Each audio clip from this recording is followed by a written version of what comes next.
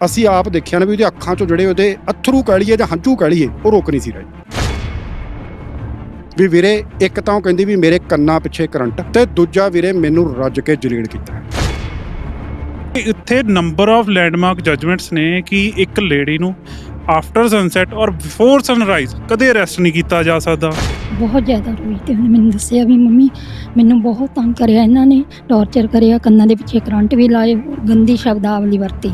ਰਾਤ ਨੂੰ 10 ਵਜੇ ਐਸਐਚਓ ਦਾ ਜੋ ਸਟੇਟਮੈਂਟ ਅਸੀਂ ਪੜ੍ਹੀਏ ਉਹ ਇਹ ਸੀ ਕਿ ਮੇਰੇ ਕੋਲ 10 ਵਜੇ ਅਸੀਂ ਕਿਤੇ ਖੜੇ ਸੀਗੇ ਗੱਡੀ ਲਾ ਕੇ, ਉੱਥੇ ਮੁਖਬਰ ਖਾਸ ਆਉਂਦਾ ਤੇ ਉਹਨੇ ਆ ਕੇ ਇਤਲਾਹ ਦਿੱਤੀ ਕਿ ਜਿਹੜੀ ਜਸਪ੍ਰੀਤ ਜੱਸੀ ਦੀ ਵਾਈਫ ਹੈ ਵੀ ਉਹ ਇਹਨੂੰ ਆਉਣ ਜਾਣ ਲਈ ਗੱਡੀਆਂ ਮੁਹੱਈਆ ਕਰਾਉਂਦੀ ਸੀ ਤੇ ਉਹਦੀ ਹੈਲਪ ਕਰਦੀ ਸੀ। ਪਰਿਵਾਰ ਨੂੰ ਉਠਾਉਂਦੇ ਨੇ 12:30 ਵਜੇ ਦਾ ਸਾਡੇ ਕੋਲ ਸੀਸੀਟੀਵੀ ਫੁਟੇਜ 1:05 ਤੇ ਉੱਥੋਂ ਲੈ ਕੇ ਚੱਲ ਪੈਂਦੇ ਨੇ ਔਰ ਘਰੇ ਕਹਿ ਕੇ ਆਏ ਨੇ ਵੀ 4 ਵਜੇ ਤੱਕ ਅਸੀਂ ਛੱਡ ਦਾਂਗੇ। ਇਹਨਾਂ ਦੀ ਬਦਕਿਸਮਤੀ ਕਹਿ ਲਓ ਵੀ ਉਹਨੂੰ ਇਲੀਗਲੀ ਕਸਟਡੀ 'ਚ ਰੱਖਿਆ ਜਾਂਦਾ ਹੈ, ਉੱਥੇ ਉਹਦੇ ਨਾਲ ਟੌਰਚਰ ਕੀਤਾ ਜਾਂਦਾ ਹੈ।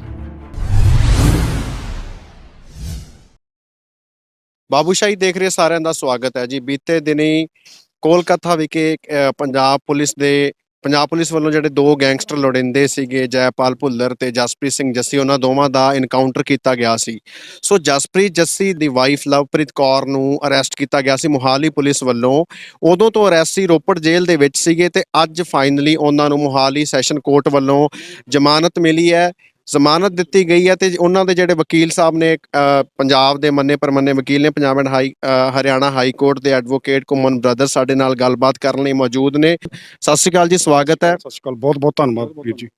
ਘੁੰਮਣ ਸਾਹਿਬ, ਤੁਸੀਂ ਦੱਸੋ ਕਿ ਪਹਿਲਾਂ ਤਾਂ ਜਿਹੜਾ ਜਸਪ੍ਰੀਤ ਜੱਸੀ ਦੀ ਵਾਈਫ ਲਵਪ੍ਰੀਤ ਕੌਰ ਨੂੰ ਜਿਹੜਾ ਅਰੈਸਟ ਕੀਤਾ ਗਿਆ, ਕਿਸ ਸਿਲਸਿਲੇ ਦੇ ਵਿੱਚ ਅਰੈਸਟ ਕੀਤਾ ਗਿਆ ਸੀਗਾ, ਤੇ ਫਿਰ ਇੰਨੇ ਦਿਨ ਜਿਹੜਾ ਹੁਣ ਤੱਕ ਪੁਲਿਸ ਹਿਰਾਸਤ 'ਚ ਸੀਗੇ ਤੇ ਅੱਜ ਜਿਹੜੀ ਬੇਲ ਮਿਲੀ ਹੈ ਤੁਹਾਡੇ ਵੱਲੋਂ, ਜਿਹੜੀ ਬੇਲ ਗ੍ਰਾਂਟ ਹੋਈ ਹੈ, ਸੋ ਉਹਦੇ ਬਾਰੇ ਕੀ ਕਹਿਣਾ ਚਾਹੋਗੇ? ਕੀ ਕੁਝ ਹੋਇਆ ਅੱਜ ਕੋਰਟ 'ਚ? ਦੇਖੋ, ਮੈਂ ਸਭ ਤੋਂ ਪਹਿਲਾਂ ਸਟਾਰਟਿੰਗ ਇੱਥੋਂ ਕਰੂੰਗਾ। 15/5/2021 ਨੂੰ ਇੱਕ ਵਾਕਿਆ ਹੁੰਦਾ ਜਗਰਾਉਂ ਵਿਖੇ 2 ਐਸਆਈਜ਼ ਵਾਲਾ। ਸੇਮ ਡੇ ਸੁਹਾਣਾ ਪੁਲਿਸ ਨੂੰ ਇੱਕ ਵਾਰਦਾਤ ਕੋਈ ਜੱਸੀ ਨਾਂ ਦੀ ਇਹਨਾਂ ਦੇ ਕੋਲ ਰਿਕਾਰਡ ਤੇ ਸੀ, ਮੁਕੱਦਮਾ ਨੰਬਰ 4। ਹੁਣ ਉਹ ਜਨਵਰੀ ਤੱਕ ਤੋਂ ਲੈ ਕੇ ਮਈ ਤੱਕ ਤਾਂ ਉਹ ਇਹਨਾਂ ਨੇ ਇਗਨੋਰ ਕਰਕੇ ਰੱਖੀ। ਇੱਕ ਪਰਚਾ ਮੁਕੱਦਮਾ ਨੰਬਰ 4 ਜ਼ਰੂਰ ਦਰਜ ਕਰਤਾ। ਰਾਤ ਨੂੰ 10 ਵਜੇ ਐਸਐਚਓ ਦਾ ਜੋ ਸਟੇਟਮੈਂਟ ਅਸੀਂ ਪੜ੍ਹੀਏ ਉਹ ਇਹ ਸੀ ਕਿ ਮੇਰੇ ਕੋਲ 10 ਵਜੇ ਅਸੀਂ ਕਿਤੇ ਖੜੇ ਸੀਗੇ ਗੱਡੀ ਲਾ ਕੇ, ਉੱਥੇ ਮੁਖਬਰ ਖਾਸ ਆਉਂਦਾ ਤੇ ਉਹਨੇ ਆ ਕੇ ਇਤਲਾਹ ਦਿੱਤੀ ਕਿ ਜਿਹੜੀ ਜਸਪ੍ਰੀਤ ਜੱਸੀ ਦੀ ਵਾਈਫ ਹੈ ਵੀ ਉਹ ਇਹਨੂੰ ਆਉਣ ਜਾਣ ਲਈ ਗੱਡੀਆਂ ਮੁਹੱਈਆ ਕਰਾਉਂਦੀ ਸੀ ਤੇ ਉਹਦੀ ਹੈਲਪ ਕਰਦੀ ਸੀ। ਤੁਸੀਂ ਇਹ ਕਹਿ ਲਓ ਕਿ ਉਹਨੂੰ ਹਾਰਬਰਿੰਗ ਦੇ ਚਾਰਜਸ ਨੇ ਪਨਾਹ ਦੇ। ਹੁਣ ਹੁੰਦਾ ਕੀ ਹੈ, ਉਹਦੇ ਬੇਸ ਦੇ ਉੱਪਰ ਹਰਸ਼ਬਦ ਜੀ ਕਰਦੇ ਕੀ ਨੇ, ਇਹ ਇੱਕ ਪਰਚਾ ਜਿਹੜਾ ਹੈ ਇਹ ਫਟਾਫਟ ਹੀ 11:15 ਵਜੇ ਰਾਤ ਨੂੰ ਦਰਜ ਹੁੰਦਾ ਹੈ। ਤੁਸੀਂ ਇੱਕ ਚੀਜ਼ ਦੇਖੋ, ਇਹ ਪੁਆਇੰਟ ਕਿੱਡਾ ਵੱਡਾ ਹੈ ਹਰਸ਼ਬਦ ਜੀ, ਬਈ ਜਨਵਰੀ ਦਾ ਵਾਕਿਆ ਹੋਇਆ, ਮਈ ਤੱਕ ਬੇਧਿਆਨੀ ਹੈ ਤੇ ਮਈ 'ਚ ਆ ਕੇ ਇੱਕਦਮ ਹੀ ਆਪਾਂ ਨੂੰ ਯਾਦ ਆ ਗਿਆ ਕਿ ਜੀ ਇੱਕ ਵਾਕਿਆ ਹੁੰਦਾ ਹੈ ਤੇ ਉਹਦੀ ਵਾਈਫ ਜਿਹੜੀ ਹੈ ਉਹਨੂੰ ਇਦਾਂ ਕਰਕੇ 11:15 ਵਜੇ 15 ਤਰੀਕ ਨੂੰ ਇਹ ਪਰਚਾ ਦਿੰਦੇ ਨੇ। ਉਸ ਤੋਂ ਬਾਅਦ ਇਹ ਟੀਮ ਲੈ ਕੇ 20-25 ਮੁਲਾਜ਼ਮਾਂ ਦੀ ਇਹ ਪਿੰਡ ਪਹੁੰਚਦੇ ਨੇ, ਬਧੇਸ ਕਲਾਂ ਖਮਾਣੋ ਦੀ, ਜਿੱਥੇ ਲਵਪ੍ਰੀਤ ਜੱਸੀ ਦੇ ਸਹੁਰੇ। ਉੱਥੇ ਜਾ ਕੇ ਪਰਿਵਾਰ ਨੂੰ ਉਠਾਉਂਦੇ ਨੇ 12:30 ਵਜੇ ਦਾ ਸਾਡੇ ਕੋਲ ਸੀਸੀਟੀਵੀ ਫੁਟੇਜ 1:05 ਤੇ ਉੱਥੋਂ ਲੈ ਕੇ ਚੱਲ ਪੈਂਦੇ ਨੇ ਔਰ ਘਰੇ ਕਹਿ ਕੇ ਆਏ ਨੇ ਵੀ 4 ਵਜੇ ਤੱਕ ਅਸੀਂ ਛੱਡ ਦਾਂਗੇ। ਪਰ ਇਹ ਵੇਟ ਕਰਦੇ ਰਹੇ ਕਿਉਂਕਿ ਲਵਪ੍ਰੀਤ ਦੀ ਕੋਈ ਅੱਗੇ ਬ੍ਰਦਰ ਨਹੀਂ ਹੈਗਾ, ਫਾਦਰ ਉਹਦੇ ਡਿਪਰੈਸ਼ਨ ਦੇ ਪੇਸ਼ੈਂਟ ਨੇ, ਘਰੇ ਇੱਕ ਮਾਤਾ ਹੈ, ਇੱਕ ਛੋਟੀ ਭੈਣ ਹੈ। ਪਿੰਡੋਂ ਵੀ ਕਿਸੇ ਨੇ ਨਾ ਹੌਸਲਾ ਨਹੀਂ ਕੀਤਾ ਵੀ ਆਪਾਂ ਪੁੱਛ ਲਈਏ ਪੁਲਿਸ ਨੂੰ, ਕਿਉਂਕਿ ਮਾਮਲਾ ਵੱਡਾ ਸੀ ਤੇ ਪੁਲਿਸ ਸਾਡੀ ਜਿਹੜੀ ਖਾਕੀ ਵਰਦੀ ਹੈ, ਇਹਦੇ 'ਚ ਕੋਈ ਸ਼ੱਕ ਨਹੀਂ ਵੀ ਆਮ ਕਰਕੇ ਕੋਈ ਵੀ ਪਿੰਡ ਦਾ ਬੰਦਾ ਗਰੇਜ ਕਰਦਾ ਹੈ ਗੱਲ ਕਰਨ ਤੋਂ ਵੀ ਕਿਤੇ ਸਾਡਾ ਨਾਮ ਨਾ ਆ ਜਾਵੇ।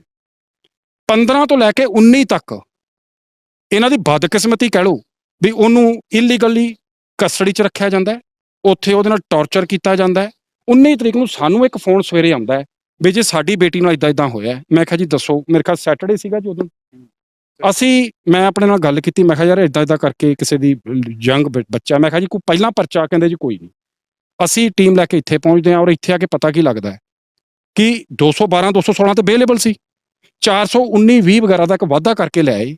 67 71 ਲਾਤੀ ਜੇ ਕੋਈ ਇਮੀਗ੍ਰੇਸ਼ਨ ਦਾ ਕੰਮ ਕਰਦੇ ਸੀ, ਫੇਕ ਆਧਾਰ ਕਾਰਡ ਨੇ, ਇੱਕ ਫੇਕ ਜੀ ਕਹਾਣੀ ਲੈ ਕੇ ਆ ਗਏ। ਰਿਮਾਂਡ ਮੰਗਿਆ, ਅਸੀਂ ਅਪੋਜ਼ ਕੀਤਾ ਵੀ ਪਹਿਲੀ ਗੱਲ ਤਾਂ ਸਾਨੂੰ ਇਹ ਦੱਸੋ ਕਿ 212 216 ਤੇ ਤੁਸੀਂ ਅਰੈਸਟ ਕਿੱਦਾਂ ਪਾ ਲਈ? ਜੇ ਪਾ ਵੀ ਲਈ ਤਾਂ ਉਦੋਂ ਬਾਅਦ ਤੁਸੀਂ ਤਫਦੀਸ਼ ਦੇ ਵਿੱਚ ਹੁਣ ਕਿਹੜਾ ਤੁਹਾਡੇ ਕੋਲ ਡਿਸਕਲੋਜ਼ਰ ਆ ਗਈ ਵੀ ਜਿਹਦੇ 'ਚ ਤੁਸੀਂ ਫਟਾਫਟ ਇਹਨਾਂ ਦੀ ਬੇਟੀ ਨੂੰ ਨੋਮੀਨੇਟ ਕਰਤਾ? ਸੋ ਉਹ ਸਾਰੀਆਂ ਚੀਜ਼ਾਂ ਨੂੰ ਦੇਖਦੇ ਹੋਏ ਚਲੋ ਇਹ ਰਿਮਾਂਡ ਜਿਹੜਾ ਜੀ ਉਹ ਲੈ ਜਾਂਦੇ ਨੇ। ਉਸ ਤੋਂ ਬਾਅਦ ਉਹਨੂੰ ਜੁਡੀਸ਼ੀਅਲ ਭੇਜਿਆ ਜਾਂਦਾ ਹੈ ਤੇ ਸਬਸੀਕੁਐਂਟਲੀ ਜਿਹੜੀ ਸਟੋਰੀ ਹੈ, ਕਿਉਂਕਿ ਅਸੀਂ ਬੇਲ ਲਾਣੀ ਸੀਗੀ, ਇੱਕ ਬਿਲਕੁਲ ਮਨਘੜਤ ਚੀਜ਼ ਲੈ ਕੇ ਆਏ ਜਿਹਦੇ ਨਾਲ ਪਹਿਲੀ ਸਟੋਰੀ ਤੇ ਦੂਜੀ ਸਟੋਰੀ ਦਾ ਆਪਸ ਦੇ ਵਿੱਚ ਕੋਈ ਕੋਰਲੇਟ ਜਿਹੜੀ ਸੀ, ਇੱਕ ਦੂਜੇ ਨਾਲ ਕੜੀਆਂ ਬਿਲਕੁਲ ਨਹੀਂ ਮਿਲਦੇ। ਔਰ ਇੱਕ ਕਹਾਣੀ ਕੋਈ ਹੈ ਮੁਕੱਦਮਾ ਨੰਬਰ 4, ਉਸ ਤੋਂ ਬਾਅਦ ਇੱਕ ਮੁਕੱਦਮਾ ਅਸੀਂ ਨਵਾਂ ਦਰਜ ਕਰ ਲਿਆ ਪੁਲਿਸ ਨੇ। ਸੋ ਇਸ ਤਹਿਤ ਇਹ ਮਾਮਲਾ ਸੀਗਾ। ਬਾਕੀ ਵਕੀਲ ਸਾਹਿਬ ਅੱਗੇ ਤੁਹਾਨੂੰ ਪਰਚਾ ਤਾਂ ਖੋਲ ਦਿੰਦੇ ਨੇ ਜੀ। ਸੋ ਤੁਸੀਂ ਦੱਸੋ ਘੁੰਮਣ ਸਾਹਿਬ ਕਿ ਜਿਹੜਾ ਇਹ ਵੀ ਗੱਲ ਸਾਹਮਣੇ ਆਈ ਕਿ ਤਸ਼ੱਦਦ ਵੀ ਕਿਤੇ ਨਾ ਕਿਤੇ ਕੀਤੀ ਗਈ ਪੁਲਿਸ ਵੱਲੋਂ। ਸੋ ਕਿਉਂਕਿ ਤੁਹਾਡੀ ਗੱਲਬਾਤ ਹੋਈ ਹੋਣੀ, ਉਹਨਾਂ ਦੇ ਮਦਰ ਵੀ ਮੌਜੂਦ ਨੇ, ਉਹਨਾਂ ਨਾਲ ਵੀ ਜਾਂ ਅਗਰ ਲਵਪ੍ਰੀਤ ਨਾਲ ਵੀ ਹੋਈ ਹੈ, ਸੋ ਕੀ ਪਿਛਲੇ ਦਿਨੀ ਉਹਨਾਂ ਨੇ ਫੇਸ ਕੀਤਾ ਹੈਗਾ? ਮੈਂ ਗੱਲ ਇੱਥੋਂ ਸਿੱਧੂ ਸਾਹਿਬ ਸ਼ੁਰੂ ਕਰਨੀ ਚਾਹੁੰਦਾ ਕਿ CRPC IPC ਮੇਰੇ ਨਾਲ ਲਾਇਰਸ ਹੀ ਖੜੇ ਨੇ, ਟੀਮ ਇੱਥੇ ਲਾਇਰਸ ਦੀ। ਸਾਡੇ ਕੋਲ ਪਹਿਲੀ ਗੱਲ ਤਾਂ ਸਾਡੇ ਖਾਨਿਓਂ ਹੀ ਗਈ ਏ ਵੀ ਸਾਨੂੰ ਪ੍ਰੋਵੀਜ਼ਨ ਸਾਨੂੰ ਸਮਝ 'ਚ ਨਹੀਂ ਆਇਆ ਵੀ ਬੇਲੇਬਲ ਧਾਰਾਵਾਂ 212 216 ਹਾਰਬਰਿੰਗ ਕੀ ਹਾਰਬਰਿੰਗ ਦੇ ਵਿੱਚ ਅੱਜ ਅਸੀਂ ਸੈਸ਼ਨ ਕੋਰਟ ਜਿਹੜੇ ਸਾਡੇ ਕੋਰਟ ਨੰਬਰ 1 ਆਪਣੇ RS ਰਾਏ ਸਾਹਿਬ ਨੂੰ ਅੱਜ ਅਸੀਂ ਇਹ ਅਪਰਾਈਜ਼ ਵੀ ਕਰਵਾਇਆ ਹੈ ਵੀ ਕੀ ਪੁਲਿਸ ਦੇ ਕੋਲ ਕੋਈ ਪਾਵਰ ਹੈ ਕਿ ਬੇਲੇਬਲ ਸੈਕਸ਼ਨਾਂ ਦੇ ਵਿੱਚ ਉਹ ਵੀ ਇੱਕ ਲੜਕੀ, ਇਨੋਸੈਂਟ ਲੜਕੀ, ਜਿਹਨੂੰ ਤੁਸੀਂ ਕਹ ਲਓ ਵੀ ਘਰ ਜਾ ਕੇ ਰਾਤ ਨੂੰ 12:30 ਵਜੇ, ਤੁਸੀਂ ਮੇਰੀ ਗੱਲ ਸੁਣੋ, 12:30 ਵਜੇ ਆਪਾਂ ਪਿੰਡ 'ਚ ਜਾ ਰਹੇ ਹਾਂ ਔਰ ਪਿੰਡ 'ਚ ਜਾ ਕੇ ਇੱਕ ਇਨੋਸੈਂਟ ਬੱਚੀ ਇਹਨਾਂ ਦੀ ਲੈ ਕੇ ਅਸੀਂ ਆ ਰਹੇ ਹਾਂ ਤੇ ਉਹਨੂੰ 15 ਤਰੀਕ ਤੋਂ ਲੈ ਕੇ 19 ਤਰੀਕ ਤੱਕ ਤੁਸੀਂ ਉਹਨੂੰ ਇਲੀਗਲ ਡਿਟੇਨਡ ਕਰਕੇ ਆਪਣੀ ਤੁਸੀਂ ਕਸਟਡੀ ਦੇ ਵਿੱਚ ਰੱਖਦੇ ਹੋ। ਤਾਂ ਅਦਰਵਾਈਜ਼ ਮੇਰਾ ਸਿੱਧੂ ਸਾਹਿਬ ਇੱਥੇ ਦੱਸਣਾ ਬਣਦਾ ਹੈ ਕਿ within the period of 24 hours ਜੇਕਰ ਤੁਸੀਂ ਕਿਸੇ ਨੂੰ ਵੀ ਤਫਤੀਸ਼ ਲਈ ਲੈ ਕੇ ਆਉਂਦੇ ਹੋ, ਜੇ ਤਾਂ ਕੋਈ ਮਟੀਰੀਅਲ ਜਾਂ ਕੋਈ ਚੀਜ਼ ਆਬਜੈਕਸ਼ਨੇਬਲ ਉਹਦੇ ਅਗੇਂਸਟ ਮਿਲਦੀ ਹੈ ਤਾਂ ਤੁਸੀਂ ਉਹਨੂੰ ਰੱਖ ਸਕਦੇ ਹੋ, ਅਦਰਵਾਈਜ਼ ਵਿਦਿਨ 24 ਆਵਰਸ ਉਹਨੂੰ ਰਿਲੀਜ਼ ਕਰਨਾ ਹੁੰਦਾ ਹੈ। ਸੋ 19 ਤਰੀਕ ਨੂੰ ਜਦੋਂ ਅਸੀਂ ਕੋਰਟ 'ਚ ਵੀ ਅਪੀਅਰ ਹੁੰਦੇ ਹਾਂ ਤਾਂ ਕੋਰਟ 'ਚ ਅਪੀਅਰੈਂਸ ਤੋਂ ਪਹਿਲਾਂ, ਕਿਉਂਕਿ ਇਹ ਉਦੋਂ ਤੁਹਾਨੂੰ ਪਤਾ ਇਹਨਾਂ ਦੀ ਕਸਟਡੀ 'ਚ, ਪੁਲਿਸ ਕਸਟਡੀ 'ਚੋਂ ਲੈ ਕੇ ਆਉਂਦੇ ਨੇ, ਤਾਂ ਉੱਥੇ ਉਸ ਲੜਕੀ ਦੀਆਂ ਅਸੀਂ ਆਪ ਦੇਖਿਆ ਨਾ ਵੀ ਉਹਦੇ ਅੱਖਾਂ 'ਚੋਂ ਜਿਹੜੇ ਉਹਦੇ ਅੱਥਰੂ ਕਹਿ ਲਈਏ ਜਾਂ ਹੰਝੂ ਕਹਿ ਲਈਏ, ਉਹ ਰੁਕ ਨਹੀਂ ਸੀ ਰਹੀ। ਔਰ ਉਸ ਸਮੇਂ ਉਹਨੇ ਮੈਨੂੰ ਸਿਰਫ 2 ਸ਼ਬਦ ਕਹੇ ਵੀ ਵੀਰੇ, ਇੱਕ ਤਾਂ ਉਹ ਕਹਿੰਦੀ ਵੀ ਮੇਰੇ ਕੰਨਾਂ ਪਿੱਛੇ ਕਰੰਟ, ਠੀਕ ਹੈ, ਤੇ ਦੂਜਾ ਵੀਰੇ ਮੈਨੂੰ ਰੱਜ ਕੇ ਜਲੀਲ ਕੀਤਾ ਹੈ, ਜੋ ਕੁਛ ਇਹ ਕਰ ਸਕਦੀ ਸੀ ਕੀਤਾ ਹੈ। ਸੋ ਅਸੀਂ ਇਹ ਸਾਰਾ ਜਿਹੜਾ ਮਾਮਲਾ ਸੀ, ਅਸੀਂ ਮਾਨਯੋਗ ਜੋ ਉੱਥੇ ਡਿਊਟੀ ਮੈਜਿਸਟ੍ਰੇਟ ਸਾਹਿਬ ਸੀਗੇ ਉਹਨਾਂ ਨੂੰ ਅਸੀਂ ਸਾਰਾ ਅਪਰਾਈਜ਼ ਕਰਵਾਇਆ। ਸੈਕਸ਼ਨ 54 ਵੀ 6-6 7-7 ਘੰਟਿਆਂ ਦੇ ਇਸ ਬੱਚੇ ਦੇ ਮੈਡੀਕਲ ਕਰਵਾਇਆ ਜਾਵੇ। ਚਲੋ ਹੁਣ ਆਪਾਂ ਇਹਨੂੰ ਗੱਲ ਨੂੰ ਥੋੜਾ ਜਿਹਾ ਮੈਂ ਸ਼ੋਰਟ ਕਰਾਂ। ਅੱਜ ਤੁਸੀਂ ਕਹ ਲਓ ਵੀ ਦੇਅਰ ਆਫਟਰ ਫਿਰ ਅਸੀਂ ਜੋ ਵੀ ਅਸੀਂ ਮਤਲਬ ਇਹਨਾਂ ਵੱਲੋਂ ਸਾਨੂੰ ਡਾਇਰੈਕਸ਼ਨਸ ਆਈਆਂ, ਇਨ ਦਾ ਮੇਨ ਟਾਈਮ ਤੁਹਾਨੂੰ ਪਤਾ ਵੀ ਉਹ ਕੈਲਕਟਾ ਦੇ ਵਿੱਚ ਉਹਦੇ ਹਸਬੈਂਡ ਦਾ ਐਨਕਾਊਂਟਰ ਹੋ ਗਿਆ। ਫਿਰ ਉਹਦੇ 'ਚ ਉਸੇ ਦਿਨ ਹੀ ਸਾਡੀ ਇੱਥੇ ਬੇਲ ਐਪਲੀਕੇਸ਼ਨ ਵੀ ਜੱਜ ਸਾਹਿਬ ਦੇ ਲਿਸਟ ਹੋਈ ਸੀ, ਪਰ ਇਹਨਾਂ ਨੇ ਤੁਸੀਂ ਕਹ ਲਓ ਵੀ ਉੱਥੇ ਰਿਕਾਰਡ ਪੇਸ਼ ਨਹੀਂ ਕੀਤਾ ਤੇ ਉਹ ਅੱਜ ਲਈ ਫਿਕਸ ਹੋ ਗਈ। ਫਿਰ ਅਸੀਂ ਮੌਕੇ ਦੀ ਮੁਤਾਬਕ ਇਹਨਾਂ ਵੱਲੋਂ ਇੰਸਟਰਕਸ਼ਨਸ ਆਈਆਂ ਕਿ ਜੀ ਘੱਟੋ ਘੱਟ ਜਿਹੜੀ ਉਹਦੀ ਲਾਸਟ ਸੈਰੇਮਨੀ ਹੈ ਉਹਨੂੰ ਘੱਟੋ ਘੱਟ ਮੂੰਹ ਤੋਂ ਆਪਣੇ ਘਰ ਵਾਲੇ ਦਾ ਉਹਦਾ ਦੇਖਣ ਦਾ ਰਾਈਟ ਬਣਦਾ ਹੈ। ਸੋ ਅਸੀਂ ਮੌਕੇ 'ਤੇ ਉੱਥੇ ਐਪਲੀਕੇਸ਼ਨ ਲਵਾਈ ਔਰ ਉਸ ਦਿਨ ਉਹਨੂੰ ਪੁਲਿਸ ਕਸਟਡੀ ਦੇ ਵਿੱਚ ਅਸੀਂ ਆਰਡਰ ਇੱਥੋਂ ਪਾਸ ਕਰਵਾਇਆ ਤੇ ਉਸੇ ਦਿਨ ਹੀ ਪੁਲਿਸ ਕਸਟਡੀ 'ਚੋਂ ਲਿਆ ਕੇ ਉਹਨੂੰ ਅਖੀਰਲੀ ਜਿਹੜੀ ਉਹਦੀ ਸੈਰੇਮਨੀ ਸੀ ਉਹ ਉਹਨਾਂ ਨੇ ਕੀਤੀ। ਸੋ ਅੱਜ ਸਾਡੀ ਬੇਲ ਐਪਲੀਕੇਸ਼ਨ ਮਾਨਯੋਗ ਕੋਰਟ ਦੇ ਵਿੱਚ ਹੋਈ ਹੈ। ਉੱਥੇ ਦੂਸਰੇ ਪਾਸਿਓਂ ਜਿਹੜਾ ਸਟੇਟ ਕੌਂਸਲ ਆਪਾਂ DA ਕਹਿ ਲਈਏ ਉਹ ਅਪੀਅਰ ਹੋਏ। ਸੋ ਉਹਦੇ ਤੇ ਬੜੀਆਂ ਮਤਲਬ ਤੁਸੀਂ ਕਹ ਲਓ ਵੀ ਜਿਹੜਾ ਉਹਨਾਂ ਨੇ ਇੱਕ ਡਿਫੈਂਸ ਲਿਆ, ਪਹਿਲਾਂ ਤਾਂ ਕਹਿੰਦੇ ਜੀ ਇਹ ਲੀਗਲੀ ਵੈਡਡ ਵਾਈਫ ਹੈ ਕਿ ਨਹੀਂ ਹੈ। ਅਸੀਂ ਕਿਹਾ ਜੀ ਤੁਸੀਂ FIR ਪੜ੍ਹ ਲਓ, FIR ਇਟਸੈਲਫ ਡਿਪਿਕਟ ਕਰ ਰਹੀ ਹੈ ਟਰੂ ਪਿਕਚਰ ਓਵਰ ਦੀ ਮੈਟਰ ਇਨ ਕੁਐਸਚਨ। ਉਹਦੇ 'ਚ ਤੁਸੀਂ ਕਹਿ ਰਹੇ ਹੋ ਕਿ ਇਹ ਧਰਮ ਪਤਨੀ ਸੀ। ਹੁਣ ਦੂਜੇ ਪਾਸੇ ਜਦੋਂ ਅਸੀਂ ਬੇਲ ਐਪਲੀਕੇਸ਼ਨ ਪੁੱਟ ਅਪ ਕਰਨ ਲਈ ਆਉਂਦੇ ਆ, ਉੱਥੇ ਤੁਸੀਂ ਸਟੈਂਡ ਲੈ ਰਹੇ ਹੋ ਜੀ ਵੀ ਇਹ ਧਰਮ ਪਤਨੀ ਉਹਦੀ ਹੈ ਕਿ ਨਹੀਂ ਹੈ। ਸੋ ਜਿਹਦੇ 'ਚ ਰੈਫਰੈਂਸ ਉਸ FIR 'ਚ ਕਾਹਦਾ ਦਿੱਤਾ ਹੈ? ਰੈਫਰੈਂਸ ਦਿੱਤਾ ਉਸ ਕੇਸ ਦੇ ਵਿੱਚ FIR ਨੰਬਰ ਕੋਈ ਪਰਚਾ ਨੰਬਰ 4 ਹੈ ਇੱਥੇ 2021 ਜਨਵਰੀ ਦੇ ਵਿੱਚ ਰਜਿਸਟਰਡ ਕੀਤਾ ਸੀ, ਉਹਦਾ FIR ਦੇ ਵਿੱਚ ਦੇ ਰਹੇ ਨੇ ਔਰ ਉਹਦੇ 'ਚ ਕੁਛ ਵੀ ਇਸ ਲੜਕੀ ਦੇ ਅਗੇਂਸਟ ਨਿਕਲਿਆ ਨਹੀਂ। ਸੋ ਇਹ ਸਾਡੀਆਂ ਕਾਫੀ ਲੰਮਾ ਸਮਾਂ ਦਲੀਲਾਂ ਚੱਲੀਆਂ, ਵਿੱਚ ਰੈਫਰੈਂਸ ਉਹਨਾਂ ਨੇ ਜੈਪਾਲ ਭੁੱਲਰ ਦਾ ਵੀ ਪਾਇਆ ਵੀ ਉਹਦਾ ਸੰਸਕਾਰ ਹਜੇ ਹੋਇਆ ਨਹੀਂ, ਵੀ ਉਹਦੇ ਕਰਕੇ ਵੀ ਸੈਂਸਿਟੀਵਿਟੀ ਹਜੇ ਮੈਟਰ ਦੀ ਹੈਗੀ ਹੈ, ਸੋ ਇਹਦੀ ਬੇਲ ਐਪਲੀਕੇਸ਼ਨ ਰਿਜੈਕਟ ਕੀਤੀ ਜਾਵੇ। ਸੋ ਸਾਡੀਆਂ ਲੰਬੀਆਂ ਦਲੀਲਾਂ ਸੁਣ ਤੋਂ ਬਾਅਦ ਮਾਨਯੋਗ ਕੋਰਟ ਨੇ ਸਾਡੀ ਜਿਹੜੀ ਬੇਲ ਐਪਲੀਕੇਸ਼ਨ ਸੀ ਉਹ ਅੱਜ ਸਾਡੀ ਹੁਣੀ 3:15 ਵਜੇ ਆਰਡਰ ਆਇਆ ਉਹ ਅੱਜ ਅਲਾਓ ਕੀਤੀ ਹੈ। ਤੇ ਮੈਂ ਸਮਝਦਾ ਵੀ ਐਟਲੀਸਟ ਜਿਹੜੇ ਕਾਫੀ ਲੋਕ ਜਿਹੜੇ ਫੜ ਕੇ ਜਿਹੜੇ ਅੰਦਰ ਦਿੱਤੇ ਸੀ, ਜਾਂ ਇਹੀ ਮਸਲਾ ਜਿਹੜਾ ਹੁਣੀ ਚੱਲ ਰਿਹਾ, ਜਿਹੜਾ ਹੁਣ ਆਪਾਂ ਇਨਸੀਡੈਂਟਸ ਡਿਸਕਸ ਕਰ ਰਹੇ ਹਾਂ ਭੁੱਲਰ ਦਾ ਤੇ ਜਸਪ੍ਰੀਤ ਦਾ, ਉਹਦੇ 'ਚ ਫਸਟ ਰੈਗੂਲਰ ਬੇਲ ਐਪਲੀਕੇਸ਼ਨ ਜਿਹੜੀ ਸੀ ਅੱਜ ਇਹ ਮਾਨਯੋਗ ਕੋਰਟ ਨੇ ਅਲਾਓ ਕੀਤੀ ਹੈ। ਤੇ ਮੈਂ ਉੱਥੇ ਇਹ ਵੀ ਦੱਸਣਾ ਚਾਹੂੰਗਾ ਕਿ ਇਹ ਬੜਾ ਹੈਰਾਨੀਜਨਕ ਸੀਗਾ ਜਦ ਇੱਕ FIR ਦਿੱਤਾ ਜਾਂਦਾ 212 ਤੇ 216 IPC ਦੇ ਦੌਰਾਨ, ਤੇ ਉਹਦੇ ਵਿੱਚ ਪਾਇਆ ਕੀ ਜਾਂਦਾ ਕਿ 212 216 ਦੋਨੇ ਸੈਕਸ਼ਨਾਂ ਦੇ ਵਿੱਚ ਇੱਕ ਐਕਸੈਪਸ਼ਨ ਆ ਕਿ ਜੇ ਕੋਈ ਪਨਾਹ ਦੇਣ ਵਾਲਾ ਹਸਬੈਂਡ ਜਾਂ ਵਾਈਫ ਆ ਤਾਂ ਉਸ ਤੇ ਇਸ ਧਾਰਾ ਦੇ ਦੌਰਾਨ ਪਰਚਾ ਨਹੀਂ ਹੋ ਸਕਦਾ। ਤੇ ਇੱਥੇ ਨੰਬਰ ਆਫ ਲੈਂਡਮਾਰਕ ਜਜਮੈਂਟਸ ਨੇ ਕਿ ਇੱਕ ਲੇਡੀ ਨੂੰ ਆਫਟਰ ਸਨਸੈਟ ਔਰ ਬਿਫੋਰ ਸਨਰਾਈਜ਼ ਕਦੇ ਅਰੈਸਟ ਨਹੀਂ ਕੀਤਾ ਜਾ ਸਕਦਾ। ਤਾਂ ਕਹਿਣ ਤੋਂ ਭਾਵ ਇਹ ਹੈ ਕਿ ਇੰਨੀਆਂ ਹੀ ਮਤਲਬ ਆਪਣੀਆਂ ਸੰਗੀਨ ਜੁਰਮਾਂ ਦੇ ਵਿੱਚ ਪੁਲਿਸ ਦੀ ਲਾਪਰਵਾਹੀ ਕਰਨੀ ਇਹ ਬੜੀ ਕੁਤਾਹੀਯੋਗ ਹੈ। ਮੇਰਾ ਓਪੀਨੀਅਨ ਇਹ ਹੈ ਇਹਦੇ ਵਿੱਚ ਕਿ ਇਹ ਜਿਹੜਾ ਕੇਸ ਹੈ, ਇੱਕ ਤਾਂ ਇਹਦੇ ਵਿੱਚ CRPC ਬਿਲਕੁਲ ਵੀ ਫੋਲੋ ਨਹੀਂ ਹੋਈ। ਜਿਹੜਾ ਪ੍ਰੋਵੀਜ਼ਨਸ ਲਾਅ ਦੇ ਵਿੱਚ ਮੈਂਸ਼ਨ ਕੀਤੀ ਗਈਆਂ ਉਹਦੇ ਵਿੱਚ ਇੱਥੇ ਪੁਲਿਸ ਨੇ, ਜਿਹੜੀ ਲੋਕਲ ਪੁਲਿਸ ਹੈ, ਬਿਲਕੁਲ ਜਿਹੜਾ ਫੋਲੋ ਕਰਨਾ ਚਾਹੀਦਾ ਸੀ ਲਾਅ, ਉਹਨਾਂ ਨੇ ਨਹੀਂ ਕੀਤਾ। ਜਿਹੜਾ 24 ਆਵਰਸ ਦੇ ਵਿੱਚ ਜੁਡੀਸ਼ੀਅਲ ਮੈਜਿਸਟਰੇਟ ਕੋਲ ਪੇਸ਼ ਕਰਨਾ ਹੁੰਦਾ ਅਰੈਸਟ ਤੋਂ ਬਾਅਦ, ਉਹ ਵੀ ਨਹੀਂ ਹੋਇਆ ਜੀ।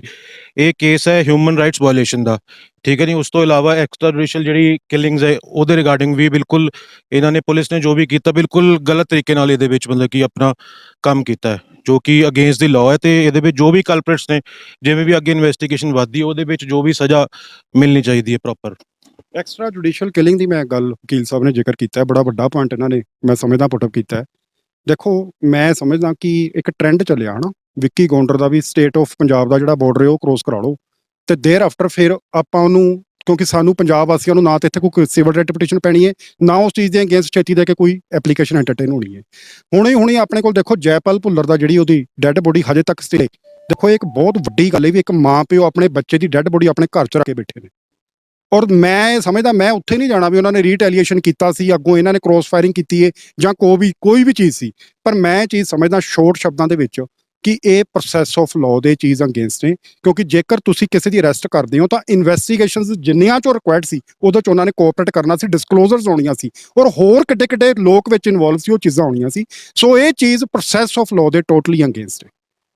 ਸੋ ਸਾਡੇ ਨਾਲ ਇਹ ਵਕੀਲ ਜਿਹੜੇ ਅਲੱਗ-ਅਲੱਗ ਵਕੀਲ ਸੀ, ਉਹਨਾਂ ਦਾ ਮੰਨਣਾ ਸੀਗਾ ਕਿ ਕਿਸ ਤਰੀਕੇ ਦੇ ਨਾਲ ਕਿਤੇ ਨਾ ਕਿਤੇ ਧੱਕੇ ਨਾਲ ਅਰੈਸਟ ਕੀਤਾ ਗਿਆ ਸੀਗਾ ਲਵਪ੍ਰੀਤ ਕੌਰ ਨੂੰ। ਲਵਪ੍ਰੀਤ ਕੌਰ ਦੇ ਮਦਰ ਵੀ ਸਾਡੇ ਨਾਲ ਗੱਲਬਾਤ ਕਰਨ ਲਈ ਮੌਜੂਦ ਨੇ। ਸੋ ਮਾਤਾ ਜੀ ਤੁਸੀਂ ਦੱਸੋ ਕਿ ਜਿਹੜਾ ਤੁਹਾਡੀ ਬੇਟੀ ਨੂੰ ਪੁਲਿਸ ਵੱਲੋਂ ਅਰੈਸਟ ਕੀਤਾ ਗਿਆ ਸੀਗਾ, ਤੁਹਾਡੀ ਗੱਲਬਾਤ ਹੋਈ ਹੋਣੀ, ਕਿਸ ਤਰੀਕੇ ਦਾ ਟੌਰਚਰ ਉਹਨਾਂ ਨੂੰ ਜਿਹੜਾ ਟੌਰਚਰ ਕੀਤਾ ਪੁਲਿਸ ਨੇ, ਤੇ ਹੁਣ ਕੀ ਕੋਈ ਸੁਰੱਖਿਆ ਦੀ ਵੀ ਮੰਗ ਕੀਤੀ ਤੁਸੀਂ ਪਰਿਵਾਰ ਨੂੰ ਲੈ ਕੇ?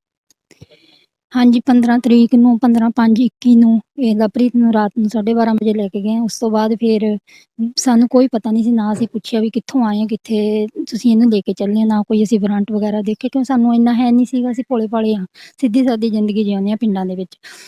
ਚਲੋ ਜਦੋਂ ਲੈ ਗਏ ਉਹ ਮੈਨੂੰ ਕਹਿ ਕੇ ਗਏ ਵੀ ਭੈਣ ਅਸੀਂ 4 ਵਜੇ ਨੂੰ ਤੁਹਾਡੇ ਕੋਲ ਛੱਡ ਜਾਵਾਂਗੇ। ਚਲੋ ਉਹੀ 4 ਵਜੇ ਮੈਂ ਦੇਖੀ ਗਈ, ਦੂਆ ਦਿਨ ਸਾਰਾ ਦਿਨ ਲੰਘ ਗਿਆ। ਮੁੜ ਕੇ ਚਲੋ ਉਹਨਾਂ ਦੇ ਅੱਜ 4 ਵੱਜਦੇ ਆ ਤੇ ਮੁੜ ਕੇ 19 ਤਰੀਕ ਨੂੰ ਜਾਂ ਵੀਰ ਜੀਆਂ ਨਾਲ ਸੰਪਰਕ ਕੀਤਾ ਤਾਂ ਇਹਨਾਂ ਨੇ ਫਿਰ ਇੱਥੇ ਜੁਡੀਸ਼ੀਅਲ ਦੇ ਵਿੱਚ ਅਸੀਂ ਵੀ ਆਏ, ਅਸੀਂ ਥੋੜ੍ਹਾ ਲੇਟ ਹੋ ਗਏ। ਉਦੋਂ ਬਾਅਦ ਅਸੀਂ ਸੋਹਾਣਾ ਥਾਣੇ ਦੇ ਵਿੱਚ ਉਹਨੂੰ ਮਿਲੇ।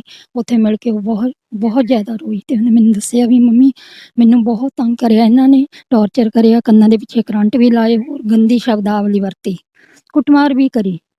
ਤੇ ਉਸ ਤੋਂ ਬਾਅਦ ਬਸ ਫਿਰ 25 ਤਰੀਕ ਨੂੰ ਮਿਲੀ ਸੀ, ਥੋੜ੍ਹਾ ਉਦਣ ਵੀ ਬਸ ਫਿਰ ਮੈਂ ਕਿਹਾ ਵੀ ਬੱਚੇ ਕੋਈ ਰੋ ਨਾ, ਕੋਈ ਨਾ ਵੀਰ ਜੀ ਹੈਗੇ ਹੁਣ ਆਪਣਾ ਕੇਸ ਇਹ ਹੈਂਡਲ ਕਰ ਰਹੇ ਨੇ। ਉਹਨੂੰ ਵੀ ਥੋੜ੍ਹਾ ਰਿਲੀਫ ਮਿਲਿਆ ਵੀ ਘੁੰਮਣ ਬ੍ਰਦਰਜ਼ ਹੈਗੇ ਨੇ, ਇਹ ਵਧੀਆ ਕਰਨਗੇ।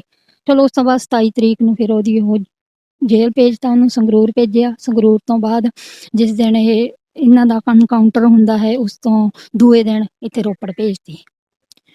ਸੁਰੱਖਿਆ ਦੀ ਵੀ ਤੁਸੀਂ ਕੋਈ ਮਤਲਬ ਇਹਨਾਂ ਵੱਲੋਂ ਵਕੀਲ ਸਾਹਿਬ ਨੂੰ ਕਹਿ ਕੇ ਮੰਗ ਇਹ ਰੱਖੀ ਗਈ ਹੈ ਕਿ ਪਰਿਵਾਰ ਨੂੰ ਕਿਤੇ ਨਾ ਕਿਤੇ ਸੁਰੱਖਿਆ ਵਧਾਈ ਜਾਵੇ, ਕਿਉਂਕਿ ਨਾਮ ਜੋੜਿਆ ਜਾਂਦਾ, ਕਿਉਂਕਿ ਜੋ ਜਸਪ੍ਰੀਤ ਜੱਸੀ ਦਾ ਜੋ ਵੀ ਅਤੀਤ ਸੀਗਾ, ਸੋ ਉਹ ਜੋ ਵੀ ਸੀਗਾ ਲਵਪ੍ਰੀਤ ਕੌਰ ਨੂੰ ਉਹਦਾ ਖਾਮਿਆਜ਼ਾ ਨਾ ਭੁਗਤਣਾ। ਹਾਂਜੀ ਫਿਲਹਾਲ ਤਾਂ ਅਸੀਂ ਕੁਝ ਨਹੀਂ ਕਰਿਆ, ਬਸ ਹੁਣ ਲਵਪ੍ਰੀਤ ਅੱਜ ਜਾਂ ਕੱਲ੍ਹ ਤੱਕ ਆ ਜਾਊਗੀ, ਫਿਰ ਦੇਖਦੇ ਹਾਂ ਅਗਲੀ ਕਾਰਵਾਈ ਕਿਵੇਂ ਆ। ਬਾਕੀ ਅਸੀਂ ਰਿਟ ਜ਼ਰੂਰ ਪਾਉਣੀ ਆ, ਹਾਈ ਕੋਰਟ ਜਾਵਾਂਗੇ ਵੀ ਸਾਡੇ ਨਾਲ ਇਹ ਧੱਕਾ ਹੋਇਆ, ਸਾਨੂੰ ਇਨਸਾਫ ਮਿਲਣਾ ਚਾਹੀਦਾ। ਬਹੁਤ ਬਹੁਤ ਸ਼ੁਕਰੀਆ ਜੀ। ਸੋ ਐਡਵੋਕੇਟ ਘੁੰਮਣ ਬ੍ਰਦਰਸ ਤੇ ਹੋਰ ਜਿਹੜੇ ਵਕੀਲ ਨੇ Punjab and Haryana high court ਦੇ, ਉਹਨਾਂ ਨਾਲ ਗੱਲਬਾਤ ਕਰ ਰਹੇ ਸੀ। ਲਵਪ੍ਰੀਤ ਕੌਰ ਦੀ ਮਦਰ ਨਾਲ ਵੀ ਗੱਲਬਾਤ ਹੋਈ ਹੈ। ਅੱਜ ਬੇਲ ਮਿਲੀ ਹੈ ਲਵਪ੍ਰੀਤ ਕੌਰ ਨੂੰ। ਜਸਪ੍ਰੀਤ ਸਿੰਘ ਜੱਸੀ ਦੀ ਵਾਈਫ ਜਿਨ੍ਹਾਂ ਨੂੰ ਅਰੈਸਟ ਕੀਤਾ ਗਿਆ ਸੀਗਾ ਸੋਹਾਣਾ ਪੁਲਿਸ ਵੱਲੋਂ, ਜਿਸ ਦਿਨ ਐਨਕਾਊਂਟਰ ਹੁੰਦਾ ਜਸਪ੍ਰੀਤ ਸਿੰਘ ਜੱਸੀ ਦਾ ਤੇ ਜੈਪਾਲ ਭੁੱਲਰ ਦਾ, ਉਸ ਦਿਨ। ਮੁਹਾਲੀ ਤੋਂ ਹਰਸ਼ਪ੍ਰਭ ਸਿੰਘ ਸਿੱਧੂ, ਬਾਬੂ ਸ਼ਾਹ। ਲੇਟੈਸਟ ਨਿਊਜ਼ ਦੇ ਲਈ ਸਾਡੇ ਚੈਨਲ ਨੂੰ ਸਬਸਕ੍ਰਾਈਬ ਕਰੋ ਤੇ ਸਾਡੀ ਲੇਟੈਸਟ ਵੀਡੀਓ ਦੀ ਨੋਟੀਫਿਕੇਸ਼ਨ ਦੇ ਲਈ ਬੈਲ ਆਈਕਨ ਦਬਾਉਣਾ ਨਾ ਭੁੱਲਿਓ।